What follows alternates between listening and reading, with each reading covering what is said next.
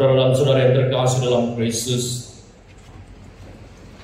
seluruh gereja bersukacita pada malam ini, karena pada malam ini kita percaya bahwa Yesus akan bangkit. Yesus beralih dari kehidupan yang lama, dari kematian, kepada kehidupan yang baru, kehidupan dalam kemuliaannya. Di dalam permulaan perayaan liturgi kita pada malam ini, kita memulakan perayaan kita dengan suasana gelap, dan kita memulakan liturgi dengan perayaan pemberkatan api yang baru, ya. Dan perlahan-lahan lilin Paskah yang menandakan Yesus Kristus terang cahaya dunia, supaya 3 kali kita dipanggil untuk melihat kepada lilin Paskah, kepada cahaya Kristus. Kristus cahaya dunia. Dan perlahan-lahan cahaya dunia itu masuk ke dalam dunia, masuk ke gereja yang dalam keadaan gelap. Dan pada kali yang kedua, api daripada lilin Paskah itu, cahaya Kristus diagi-agikan kepada kita, menandakan bahwa terang Kristus masuk ke dalam dunia, masuk ke dalam kehidupan kita. Dan sehinggalah setiap kita menerima cahaya, menerima terang, api daripada lilin Paskah, daripada Kristus sendiri. Dan untuk kali yang ketiga, kita mendengar, kita diserukan, Yesus cahaya dunia. Begitulah misteri ataupun begitulah penyelamatan yang datangnya dari Tuhan melalui Yesus Kristus masuk ke dalam dunia yang penuh dengan kegelapan, yang penuh dengan dosa, masuk ke dalam kehidupan kita yang penuh dengan dosa, dan untuk menerangi kehidupan kita yang dalam kegelapan. Setelah itu, saudara-saudari, kita dipanggil untuk mendengarkan sabda Tuhan, misteri penyelamatan Tuhan dari awal mula, ya, dari kitab Kejadian. Kita mendengar bagaimana Tuhan pada awal mulanya menciptakan segala sesuatu dengan baik, sempurna, indah. Tidak ada dosa, tidak ada kegelapan, hanya sukacita, hanya kesempurnaan. Kemudian dosa masuk ke dalam dunia, tetapi Tuhan tetap mengasihi dunia. Dan dengan berbagai cara Tuhan menghantar, ya, para nabi, ya, memilih orang-orang tertentu untuk membawa sukacita penyelamatan dari Tuhan kepada dunia, kepada manusia. Dan sehinggalah penyelamatan umat Israel dari perhambaan di Mesir melalui Laut Merah, dan mereka bebas, dan mereka menuju ke tanah perjanjian, tanah yang telah dijanjikan oleh Tuhan pada umat pilihannya. Dan kisah penyelamatan umat Israel, saudara-saudari, yang melalui Laut Merah juga merupakan kisah penyelamatan kita semua, di mana daripada kegelapan dosa, daripada kita tidak mengenali Tuhan, Tuhan memanggil kita untuk mendengarkan sabdanya, mendengarkan seruannya, mendengarkan panggilannya kepada kita, dan kita membuka telinga kita, hati kita, kehidupan kita untuk mau menerima Dia. Dan melalui pembaptisan, setiap kita menjadi ahli waris kerajaan surga setiap kita menjadi anak-anak Allah. Dan kita dibersihkan daripada dosa-dosa kita, perhambaan dosa-dosa.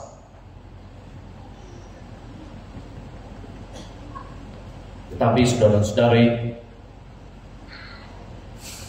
setelah kita telah dibaptis, dikuduskan, disucikan, dosa tetap mengejar kita. Kita akan sentiasa terdedah kepada dosa-dosa. Dan sebab itulah melalui sakramen-sakramen gereja kita diperbolehkan, atau kita sekali lagi, setiap kali kita berdosa melalui sakramen-sakramen gereja, kita disembuhkan, kita dipersatukan kembali pada Tuhan. Di dalam pembacaan epistola yang diambil daripada surat Rasul Paulus kepada umat di Roma, sekali lagi meneguhkan kita tentang kebenaran akan kebangkitan Kristus. Dan melalui rahmat pembaptisan, bahwa kita semua yang telah dibaptis untuk bersatu dengan Kristus dalam upacara itu sudah turut mati bersama dengan Dia.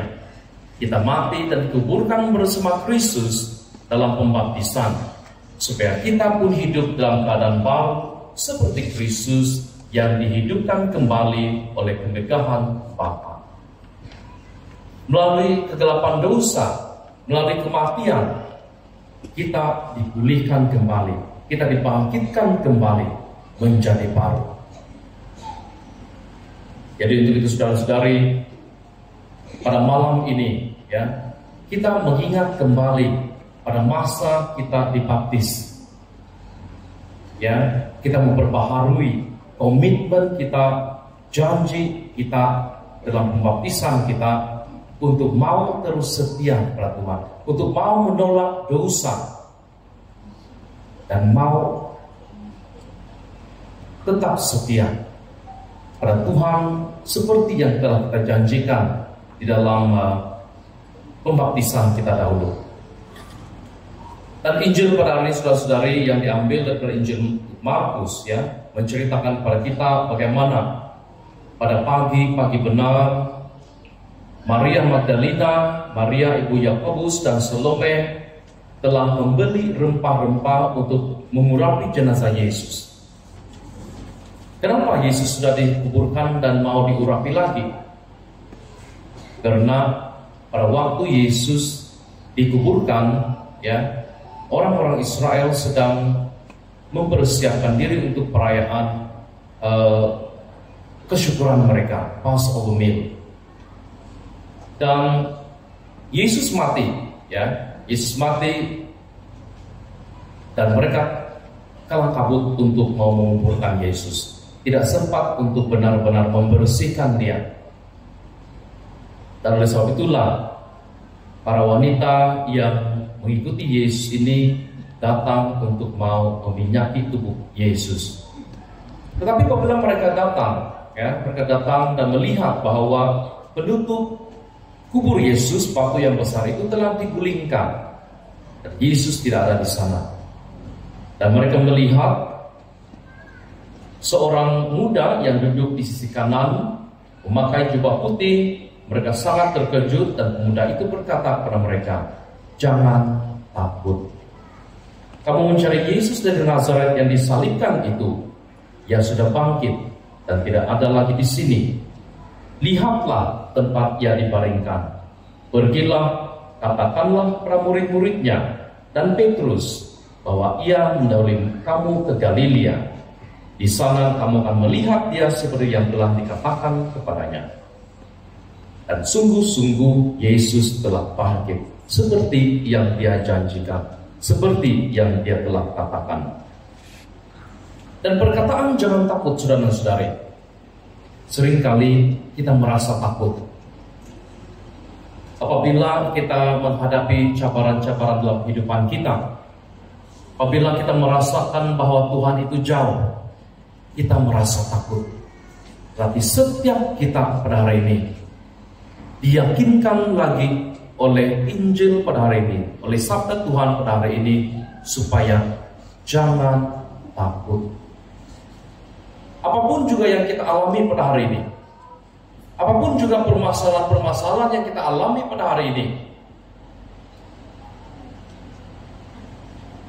jangan takut. Karena Tuhan kita Yesus Kristus, Juru Selamat kita, sungguh-sungguh telah bangkit. Dan setiap kita juga harus bangkit bersama-sama dengan Kristus. Tapi untuk kita mau bangkit bersama-sama dengan Dia, kita harus menyalibkan dosa-dosa kita, menyalibkan diri kita yang lama. Tanpa Yesus disalibkan di kayu salib, tanpa Yesus mati, dia tidak akan ada kebangkitan. Dan begitu juga dengan kita. Tanpa kita menyalibkan diri kita yang lama, diri kita yang berdosa, menyalibkan dosa-dosa kita, tanpa kita mati,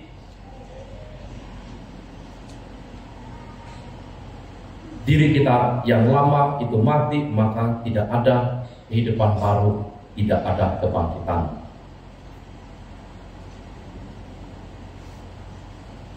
Saudara dan saudari, apapun yang kita rasakan tentang diri kita pada hari ini, mungkin kita merasakan bahwa kita tidak layak untuk Tuhan. Mungkin kita merasakan bahwa diri kita sungguh-sungguh berdosa, tidak layak di hadapan Tuhan. Mungkin kita memikirkan bahwa Tuhan, cinta kasih Tuhan kepada kita itu kurang berbanding dengan orang lain. Dan mungkin kita memikirkan bahwa oleh karena kita jarang berdoa, jarang pergi sembahyang, mungkin ini tahun baru pertama kali kau datang sembahyang hari ini.